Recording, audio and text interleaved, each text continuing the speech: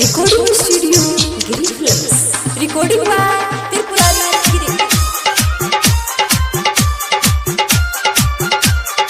Mix by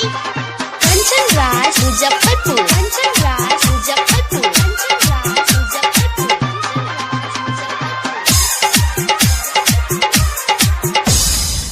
खाली पर cylinder बढ़ल हमरो परेशानी ऐसा खिका कहिया खाली पर सिलेंडर बढ़ल हमरो परेशानी खाली पर सिलेंडर बढ़ल हमरो परेशानी भतार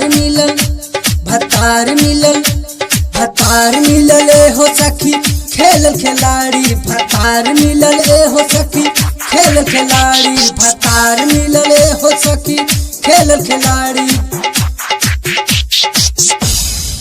हम न लुटाई राजा धुआं में जवानी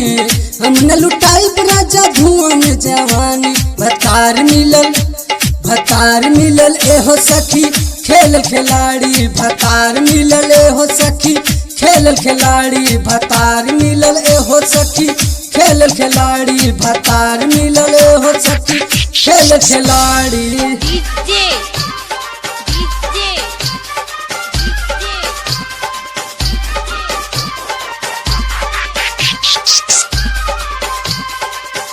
राज मुजफ्फरपुर कंचन राज मुजफ्फरपुर कंचन राज मुजफ्फरपुर कंचन राज मुजफ्फरपुर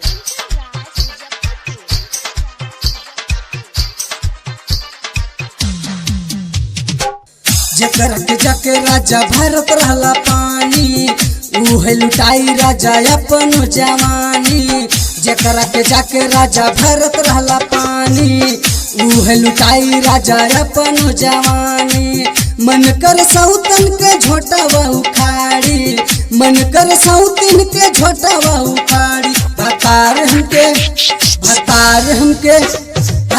हमके मिलल सखी खेल खिलाड़ी भतार हमके मिलल सखी खेल खिलाड़ी भतार हमके मिलल सखी खेल खिलाड़ी हम न लुटाई राजा धुआं में जवानी हम न लुटाई राजा धुआं में जवानी हम न लुटाई राजा चढ़ली जवानी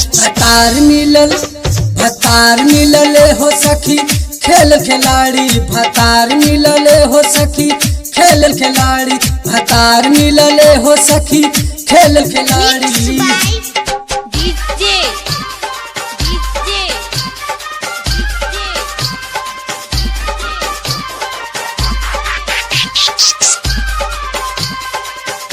राज मुजफ्फरपुर कंचन राज मुजफ्फरपुर कंचन राज मुजफ्फरपुर कंचन राज मुजफ्फरपुर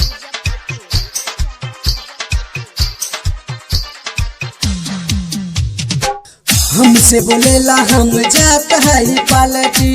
कौन सौतिनिया बजौले होई घंटी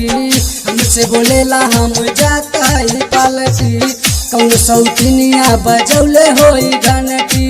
बोलैयरवा राम भवन के बुला दी बोलैयरवा राम भवन के बुला दी भतार मिलल हो सखी खेल खिलाड़ी भतार मिलल हो सखी खेल खिलाड़ी भतार मिलल हो सखी खेल खिलाड़ी हम न लुटाई राजा धुआं में जवानी हम न लुटाई राजा धुआं में जवानी हम न लुटाई राजा धुआं में जवानी भतार मिलल हो सखी खेल खिलाड़ी भतार मिलल हो सखी खेल खिलाड़ी।